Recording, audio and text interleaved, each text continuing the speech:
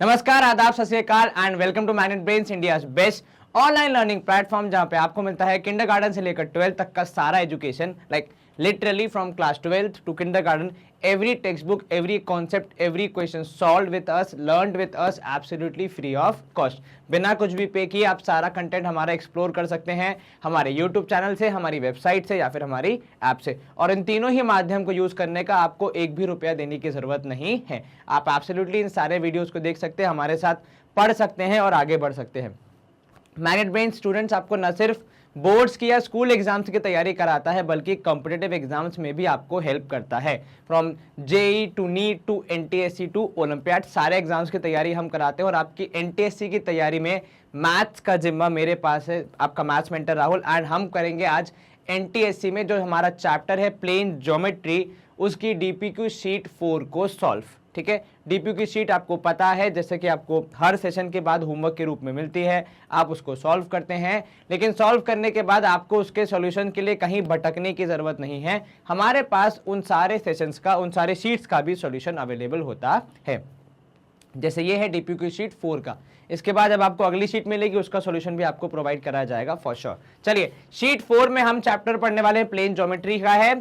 सारे क्वेश्चन होंगे, ज्यादा नहीं 8 से 10 सवाल होंगे। अगर अब तक आपने ये शीट सॉल्व नहीं की है और आपको जेन्युइनली ये शीट सॉल्व करनी है, प्रैक्टिस करनी है, तो इसी सेशन के डिस्क्रिप्शन में आपको लिंक मिल जाएगा, वहां से पीडीएफ को डाउनलोड करें।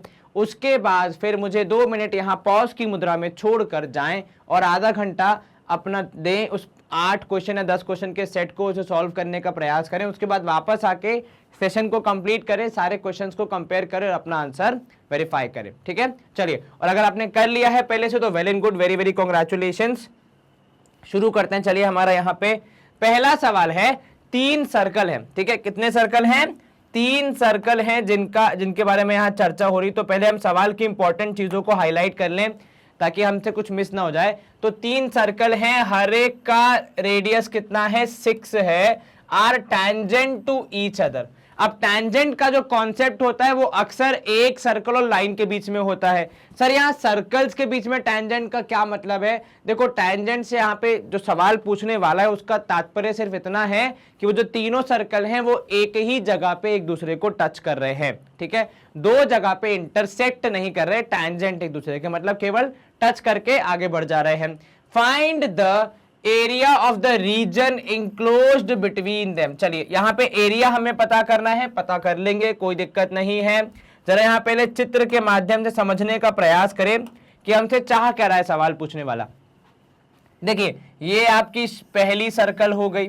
ठीक है, इधर आपका दूसरा सर्कल हो गया। देखो, टैंजेंट का मतलब ये होता है कि हल्का सा टच करके निकल गया। ठीक है, अगर उसको मैं और अच्छे से बनाऊं, मतलब प्रयास ही कर सकता हूं क्योंकि मेरे पास कुछ टूल्स तो है नहीं, ये फिर भी बेटर है। और तीसरा एक नीचे होगा जो कि इन दोनों के टैंजेंट होगा, कुछ इस प्रकार। ठीक है, अब एरिया बिटवीन देम का जो रीजन है वो कौन सा होगा, जरा वो भी आइडेंटिफाई कर लें ताकि हम आसानी से सवाल का जवाब पता लगा पाए। तो ये जो बीच का क्षेत्र है जहां पे कुछ नहीं है, इस एरिया का इस रीजन का आपको एरिया निकालना है। ठीक है, अब इसका एरिया कैसे निकालोगे? सर, सबसे पहले तो हम एक काम करते हैं, यहां जो ये टैंजेंट वाला रेडियस वाला कॉन्सेप्ट है इस पे जरा ध्यान देते हैं। देखो, एक सर्कल के एक रेडियस है ना, ए और एक सेंटर, तो ये इनका एक सेंटर, इनका एक सेंटर, इनका एक सेंटर, इनको कनेक्ट कर देते हैं। ये आपने कनेक्ट कर दिया। ठीक है, अब सबसे पहले तो मुझे ये बताओ, ये जो ट्राइंगल है इसके मेजरमेंट क्या होंगे, इसकी लंबाई, चौड़ाई, गहराई क्या होगी? सर, क्योंकि रेडियस है 6, तो देखिए यहां से लेकर यहां तक की दूरी 6 और इधर पे यहां से लेकर यहां तक की दूरी 6, नीचे भी यहां पे 6, यहां पे 6, यहां पे भी 6 और यहां पे भी 6।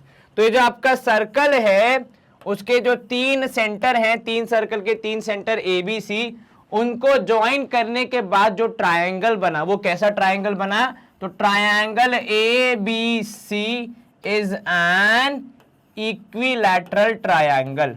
ठीक है, जिसमें आपके डायमेंशंस क्या होंगे? तो ए बी बराबर है बी सी के, जो कि बराबर है सी ए के, और ये हो जाएगा 12 सेंटीमीटर के बराबर, क्योंकि 6 उधर, 6 नीचे, 6 और से जोड़ के कितना? सर 12 हो जाएगा। बहुत बढ़िया। अब इसके बाद सर ये तो हो गया हमारा इक्विलैटरल ट्रायंगल।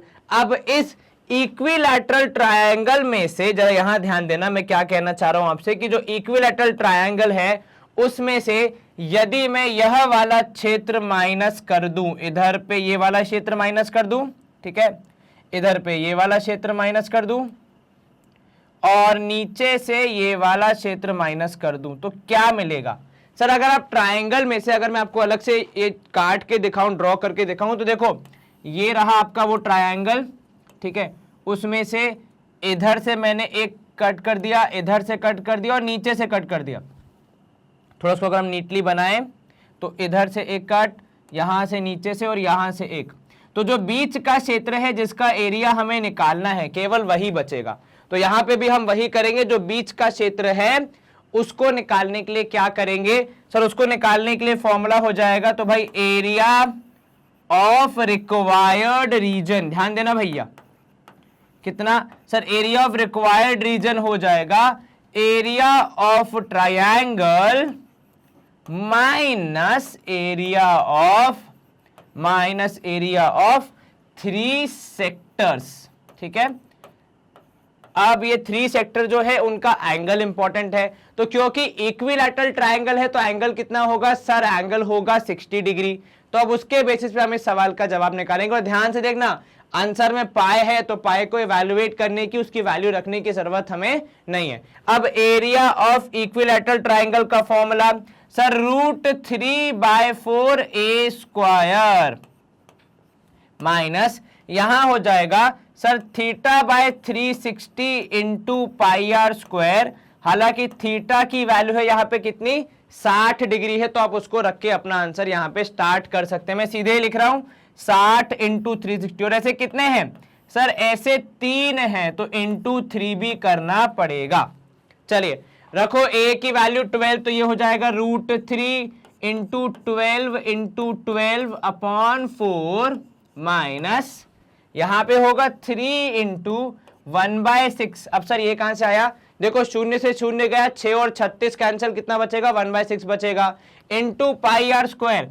तो pi as it is, r की वैल्यू कितनी थी? देखो सवाल में दिया हुआ रेडियस है 6, तो 6 स्क्वायर, तो 6 इंटू 6। अब जो जिससे कैंसिल हो रहा है उसे कैंसिल किया जाएगा, तो सर 4 से 12 कैंसिल, 3 बचेगा। यहां पर 6 से 6 कैंसल, तो 6 और 3 18 पाए बचेगा। यहां पे अगर आप मल्टीप्लाई करेंगे 12 तिया 36, यहां पे 36 √3 माइनस 6 3 18 पाए। और यदि मैं अपनी गर्दन को उठा के ऑप्शंस को चेक करूं तो पहला ही ऑप्शन दिख रहा है, ऑप्शन ए, ठीक है, जो कि है आपका 36 √3 माइनस 18 पाए। तो ऑप्शन ए आपको मिल गया यहां पे अपने उत्तर के रूप में। लेकिन क्या अभी हमारे आंसर बताने से सवाल समाप्त हो जाता है? नहीं सर, एक बार कंप्यूटर जी से जरूर पूछना पड़ेगा। अगर उनका जवाब नहीं आया तो फिर दिक्कत हो जाएगी। कंप्यूटर जी कृपया हमारा जवाब वेरीफाई कर दीजिए। ऑप्शन ए 36 √3 माइनस 18 पाए इज करेक्ट। अच्छा, एक और चीज, कुछ जगहों पे पता है क्या हो सकता है? इसी को एक स्टेप आगे बढ़ा देंगे, एग्जाम में कल को पूछ लेंगे, तो वो 18 कॉमन ले लेंगे, कितना? 18 कॉमन ले लेंगे, तो क्या बचेगा सर? अगर 18 कॉमन ले लेंगे, 18 दूनी 36, तो 2 √3 माइनस पाए हो जाएगा। तो अगर ऑप्शन इस रूप में है तब भी वह आपका जवाब हो सकता है। जो यहां सेट ऑफ ऑप्शन दिया है उसके अलावा अगर ये ऑप्शन आ जाता है 18 इंटू 2 √3 माइनस पाए, तो वो भी आपका जवाब हो सकता है। तो अगर एग्जाम में ऐसे सिंप्लीफाइड वर्जन आए तो घबराना नहीं है कि हमारा आंसर तो आ नहीं रहा है। अपना दिमाग ओपन रखना है कि भाई चीजें कॉमन ली जा सकती हैं तो ले लेते हैं। तो वहां पे 18 कॉमन लिया, 2 √3 माइनस पाए आपका आंसर हो सकता है। वैसे यहां पे जो ऑप्शन दी उसके हिसाब से ऑप्शन ए सही है, हमने भी वही मार्क किया है। Screen clear? नया प्रश्न है यहां पे। अब in the given circle has a radius of 4। यहां पे देखो क्या बोल रहा है, चित्र में दिए हुए सर्कल का रेडियस कितना है? 4 है। What is the perimeter of the inscribed equilateral triangle. अब देखो, जब भी सर्कल के अंदर इक्विलैटरल ट्रायंगल होता है, हमने पुरानी डीपीक्यूज में भी इसको डिस्कस किया है, सर्कल के अंदर इक्विलैटरल ट्रायंगल होगा तो इसके रेडियस और इसकी साइड में कुछ ना कुछ कनेक्शन होता है, ठीक है। और वो कनेक्शन क्या होता है सर? यदि यहां पे ट्रायंगल के ऊपर सर्कल है, ठीक है, तो रेडियस हो जाता है, रेडियस हो जाता है a/√3। और यदि ट्रायंगल के अंदर सर्कल है, जिसे हम कहते हैं इन सर्कल, उस केस में रेडियस हो जाता है कितना सर, a/2√3। तो आपको हमेशा ध्यान रखना भैया, दोनों में से कौन सा केस है, सर्कल के ऊपर है ट्रायंगल या ट्रायंगल के ऊपर है सर्कल। ठीक है, तो अगर आप चित्र के माध्यम से याद रखें तो इसमें ऐसा होगा और इस वाले में अंदर आ जाएगा सर्कल। ठीक है, जैसे मैंने जब अपने फॉर्मूलाज की नोटबुक बनाई थी तो इन दोनों फॉर्मूलाज को मैंने ऐसे ही लिखा था कि इस केस में क्या होगा, उस केस में क्या होगा, क्योंकि मुझे भी सर्कम सर्कल और इन सर्कल में काफी कंफ्यूजन होता था, तो मैं डायग्राम की मदद से याद रखता था। आप भी इस ट्रिक को इस्तेमाल कर सकते हैं। चलिए, यहाँ पे गुरुजी का एक्स्ट्रा ज्ञान होता है, समाप्त। आ जाते हैं सवाल के ऊपर। तो r = a/√3 हमेशा से चलेगा। यहाँ पे r की वैल्यू कितनी है सर, r की वैल्यू है 4, तो a/√3, तो a की वैल्यू कितनी हो जाएगी sir, 4√3 would be the value of a। अब अगर किसी ट्रायंगल की साइड 4√3 है तो उसका पेरीमीटर क्या होगा सर, पेरीमीटर जानने के लिए तीनों साइड चाहिए। प्रभु ये इक्विलैटरल ट्रायंगल है तो तीनों साइड बराबर ही होंगी, तो आप लिख सकते हैं 3 × 4√3। अब 4 और 3 को मल्टीप्लाई करने पे 10 आता है। सर क्या बोल रहे हो, नींद में हो क्या? नहीं मेरे भाई, 12 आता है, वही लिखा है। वो तो तुम्हें नींद से जगा रहा था, चेक कर रहा था कि सो तो नहीं गए। तो 4 3 12, बिल्कुल ठीक। यहाँ पे आपका आंसर आ जाएगा 12√3, जो कि है ऑप्शन डी। हमारी क्लास में एक बच्चा था पम्मी, वो मैथ साइंस हिंदी किसी की भी क्लास में सो जाता था। ठीक है, तो उसको लोग पूछते थे भाई तू रात भर क्या करता है जब तू स्कूल में आके सो जाता है। तो इसलिए आपको कभी कभी जगाना जरूरी होता है। तो जीवन में पम्मी ना बने, जागते रहें, अच्छे से पढ़ाई करते रहें। ठीक है, चलिए, नहीं मतलब है वो बढ़िया आदमी भाई आजकल। ऑप्शन डी 12√3 12√3 आपका आंसर। हमारा भी आंसर वही आया, कंप्यूटर जी ने भी वेरीफाई कर दिया, आपका भी आंसर आ गया। ठीक है, चलिए, तो सोना नहीं है भैया। ठीक है, अगला प्रश्न है, what is the diameter of a circle, ठीक है, with inscribed an equilateral triangle with the side of length 6 units. अब पिछले सवाल का ये देखो कैसा एडवांस वर्जन दे दिया यहाँ पे कि आपको डायमीटर निकालना है यदि लेंथ दी है तो, और कहा केस कौन सा है। अच्छा, कुछ लोग क्या करते हैं सर, जैसे ही वर्ड इंस्क्राइब्ड देखा सीधे फॉर्मूला लगा देते हैं कि सर यहां तो हो जाएगा r = a/2√3 का फॉर्मूला, क्योंकि इंस्क्राइब्ड वर्ड लिखा है। प्रभु कौन किसमें इंस्क्राइब्ड है ये जानना बहुत जरूरी है। तो देखो क्या लिखा है, सर्कल विथ एन इंस्क्राइब्ड, तो सर्कल के अंदर है, सर्कल के अंदर इंस्क्राइब्ड है कौन, इक्विलैटरल ट्रायंगल। तो सर्कल के अंदर इंस्क्राइब्ड होने का अगर मैं शॉर्ट वर्जन बताऊं तो ये रहा सर्कल, उसके अंदर इंस्क्राइब्ड, ये रहा डायग्राम। ठीक है, तो यहां पे भी यही होगा डायग्राम। तो यहां पे इसके हिसाब से r = a/√3 होगा। यस सर, तो जरूरी नहीं कि जो शब्द लिखा है उसका मतलब वही हो, है ना। कैसे कौन किसके अंदर इंस्क्राइब्ड है ये जानना बहुत जरूरी है। उतना लॉजिक आपको सवाल पढ़ के ही समझ में आ जाएगा। जैसे यहां पे अगर आप देखें r दिया है आपको कितना, r आपको निकालना है, तो a है यहाँ पे 6, तो 6/√3। अब सोचने वाली बात, तो जो 4 ऑप्शन दिए हैं उनमें से किसी में भी √3 डिनोमिनेटर में नहीं है, सब में किस में है, न्यूमरेटर में। तो आप क्या करोगे सर, रैशनलाइज कर देते हैं। तो यहाँ पे √3 से मल्टीप्लाई कर दिया, r की वैल्यू आएगी 6√3 होल अपॉन 3। अब आप इसको कैंसिल करेंगे तो r की वैल्यू आएगी कितनी, 2√3। अब अगर r की वैल्यू 2√3 तो d की वैल्यू कितनी आएगी, तो d की वैल्यू आ जाएगी सर 4√3, जो कि है आपका ऑप्शन ए। क्या आपको ये समझ में आया? यस सर, कहीं कोई शंका मन में नहीं सर, कोई दिक्कत कोई परेशानी बिल्कुल नहीं सर। ऑप्शन ए 4√3 यूनिट्स हमारा आंसर है। कंप्यूटर जी ऑप्शन ए सही है, आपका आंसर भी वही आया, बिल्कुल सर। अगर जो वो रेडियस पूछता तब तो जवाब ऑप्शन डी होता। तो देखो सवाल में बहुत जरूरी है ये समझना कि क्या पूछा गया है, रेडियस पूछा गया है कि डायग्राम पूछा गया है। ठीक है, सॉरी डायमीटर पूछा गया है। अगर रेडियस पूछेगा और आप डायमीटर का जवाब मार्क कर देंगे तो गलत हो जाएगा, उल्टा कर देंगे तब भी गलत हो जाएगा। इसीलिए सवाल पढ़ के एकदम ध्यान से आंसर बताना बहुत जरूरी है। चलो यहां पे ये सवाल हो गया समाप्त, स्क्रीन कर दें क्लियर। नया प्रश्न हमारे समक्ष आ गया है, At a certain time of a day, the shadow of a 5 feet tall boy is 8 feet. ठीक है, देखो अब certain time of a day मतलब पक्का सूरज की पोजीशन फिक्स है। इसका मतलब जब आप दोनों की, जो हमारा दूसरा वाला पार्ट है जहां पे शैडो ऑफ अ फ्लैग पोल बोल रहा है, उसकी हाइट बोल रहा है 28 feet at the same time. ठीक है, ये लिखा एट द सेम टाइम। इसका क्या तात्पर्य है कि सर ठीक उसी समय पर, मतलब सूरज की पोजीशन फिक्स है। तो अगर आप ऐसे देखें तो मान लीजिए यह आपकी हाइट है 5, पेन से बनाएंगे हम इसको, तो ये हाइट है 5, शैडो आ रही थी 8। ठीक है, नहीं सर ये 5 और 8 कैसे हो गया, मान लो ये है 5, शैडो आ रही थी आपकी कितनी 8। वैसे ही उसी समय पे जब शैडो है कितनी 28, तो हाइट कितनी होगी बतानी है। तो हाइट जितनी भी होगी वो हम बता देंगे, लेकिन जो रेशियो, या फिर आप ऐसा कह सकते हैं कि जो ट्राइंगल है A B C and P Q R, इन दोनों का सर्कल से सॉरी सन से जो एंगल बनेगा, सन से जो एंगल बनेगा, होता वो भी सर्कल ही है, पर सन से जो एंगल बनेगा वो सेम ही होगा। तो कुल मिला के कहानी का सार यही है कि A B C would be similar to P Q are.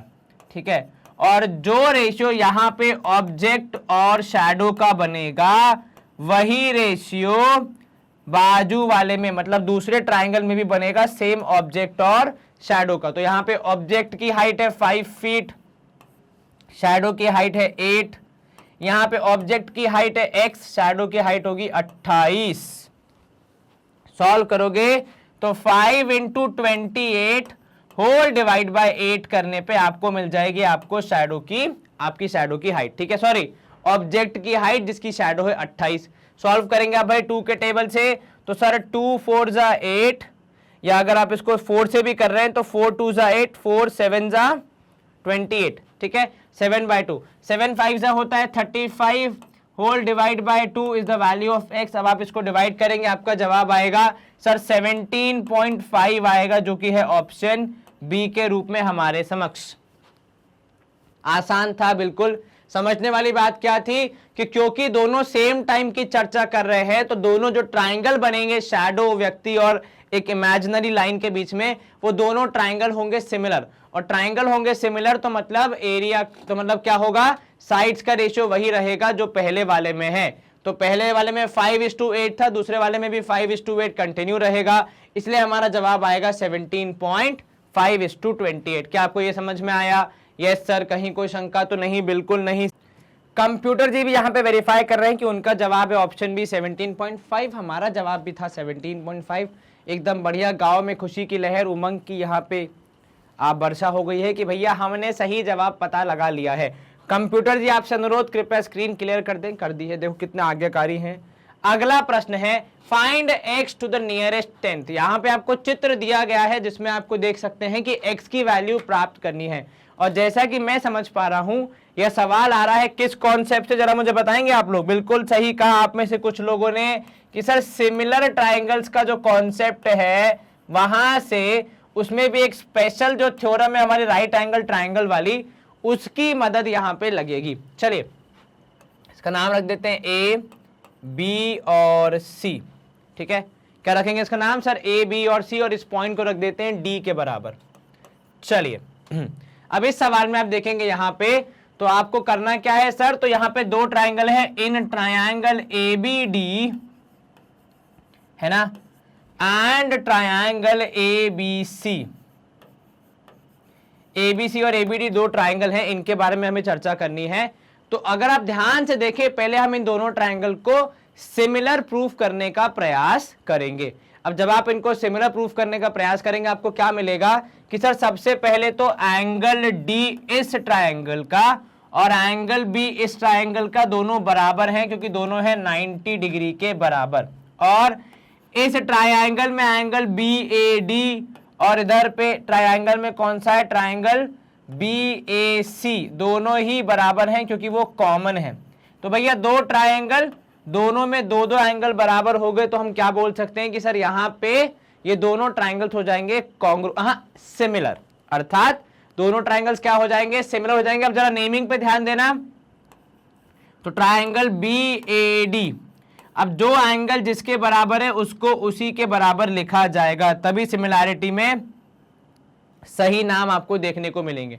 अब जैसे यहां पे अगर आप देखेंगे तो B के बराबर कौन सा एंगल होगा, ये B कौन सा है, BAD का है, ठीक है, ABC का नहीं है।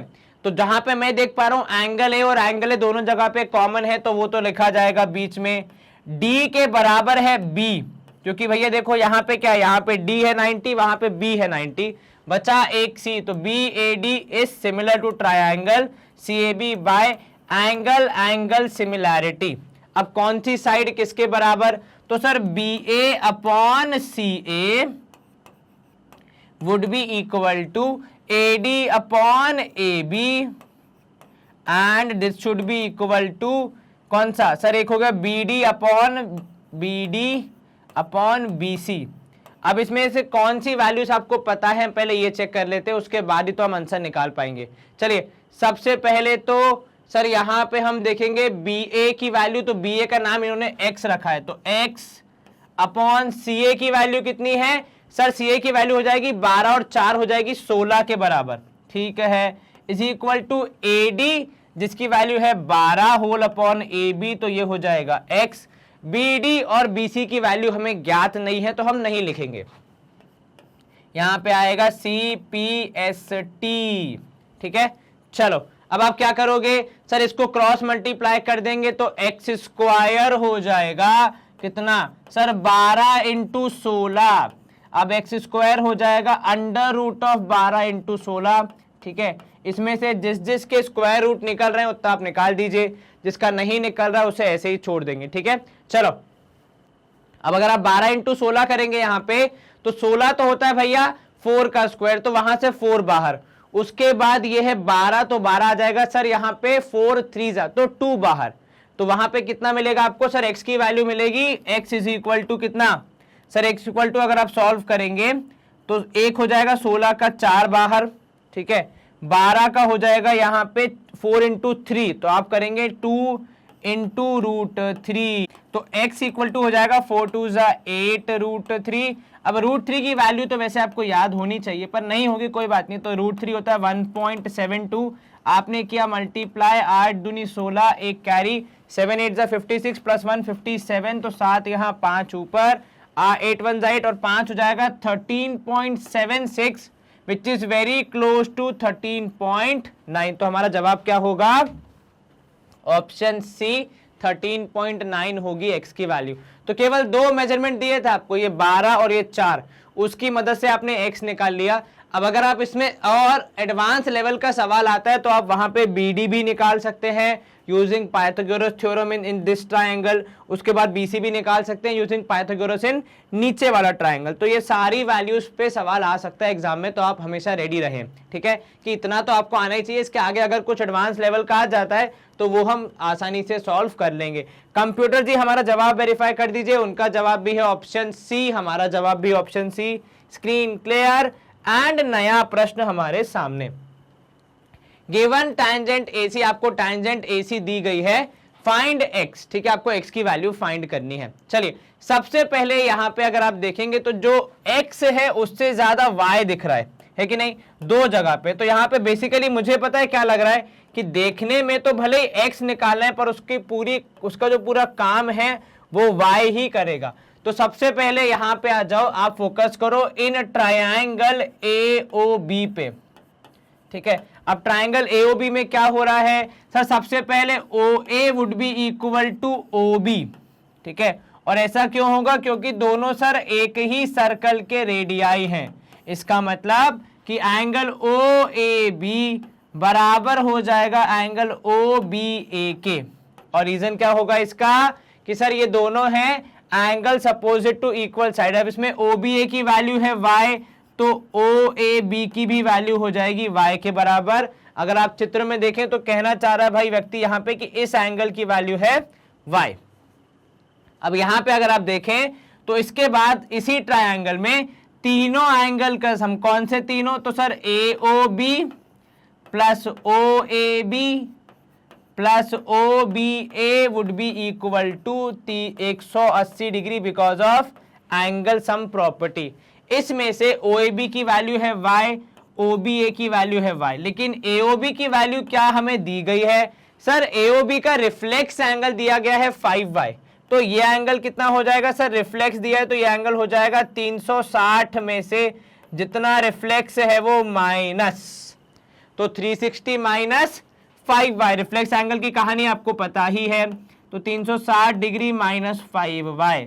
इसको अगर आप सॉल्व करेंगे, इन सबको जोड़ जाड़ के आ रहा है 180 डिग्री, यहां पे आपके पास बचेगा 360 minus 3y is equal to 180 degree. आपने यहां पे सॉल्व करना है, तो 360 में से 180 माइनस इक्वल टू 3y। अब आप इसको डिवाइड करेंगे तो 180 हो जाएगा 3y के बराबर, तो 180 अगर 3y के बराबर है तो यहां पे हो जाएगा 60 is the value of y। अब अगर y की वैल्यू 60 है तो सर x कैसे निकलेगा? तो यहां ध्यान दो भैया, x निकालने के लिए अब हम मेहनत कैसे करेंगे?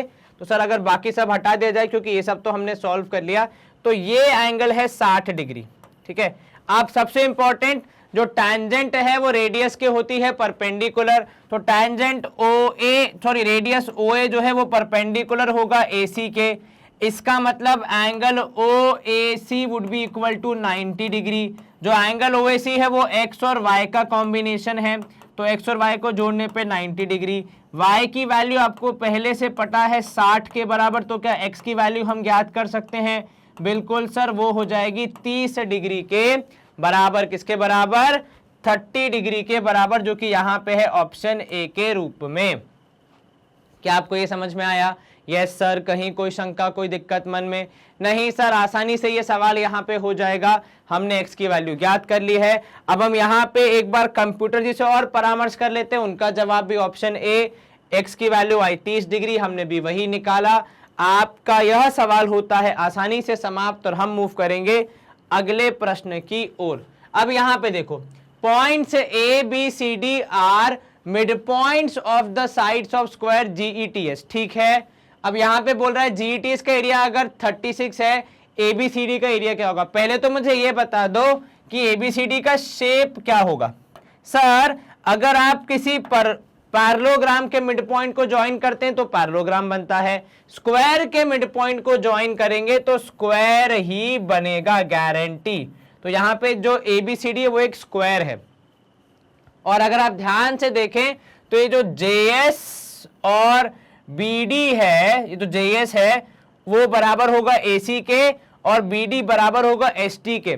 तो हमारे ओरिजिनल स्क्वायर की साइड्स नए स्क्वायर की डायगोनल्स बन जाएंगी, ठीक है। ये बहुत इंपॉर्टेंट है यहाँ पे, क्या कि हम लिख रहे हैं यहाँ पे साइड्स ऑफ ओरिजिनल, ठीक है, sides of original would become what? Would become diagonals of new, ठीक है।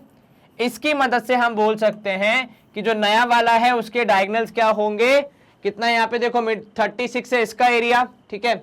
अब 36 एरिया मतलब साइड की लेंथ कितनी हो जाएगी? तो सर एरिया ऑफ ओरिजिनल है यहाँ पे कितना?